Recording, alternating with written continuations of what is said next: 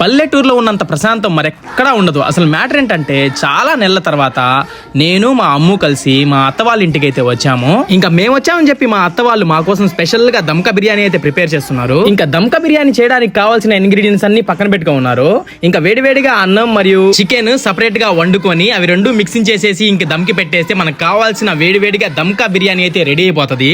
ఇంకా మేము ఇక్కడికి ఎప్పుడు వచ్చినా మమ్మల్ని అయితే చాలా బాగా చూసుకుంటారు. ఇంకా మన వేడివేడిగా దమ్కా బిర్యానీ అయితే తినేసాము లంచ్ కి.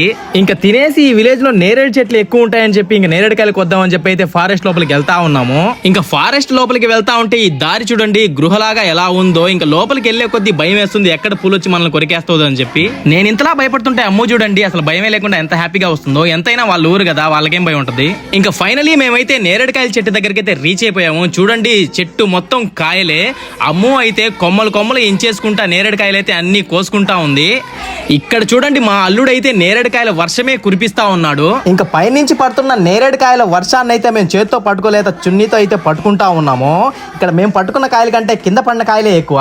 ఇంకా మేమైతే ఈ రోజు ఫారెస్ట్ లో చాలా బాగా ఎంజాయ్ చేసాము. ఇంకా నేనైతే ఏకంగా నేరేడుకాయల కొమ్మతో గిటారే వాయించాను షారుఖ్ ఖాన్ లెవెల్లో. ఇంకా చాలా బాగా ఎంజాయ్ చేసి మంచిగా ఇంటికి వెళ్తున్న సమయంలో ఇంకా మనకైతే ఒక ఎద్దుల బండి కనిపించింది. చాలా సంవత్సరాల తర్వాత నేనైతే ఎద్దుల బండి చూస్తా ఉన్నాను. ఇంకా అమ్ము అయితే మేము తెచ్చిన నేరేడుకాయలన్నీ ఒక చోటేసి వాటిలో మంచివన్నీ ఏరుకుంటా ఉంది ఇంకా ఇంటికి తీసుకెళ్ళడానికి. ఇంకా అంతే గాయస్, మన వీడియో నచ్చితే ఒక లైక్ కొట్టి ఒక ఫాలో కొట్టి సబ్స్క్రైబ్ చేసుకోండి గాయస్. మళ్ళీ ఒక మంచి వీడియోతో వస్తా ఉంటా. బాయ్.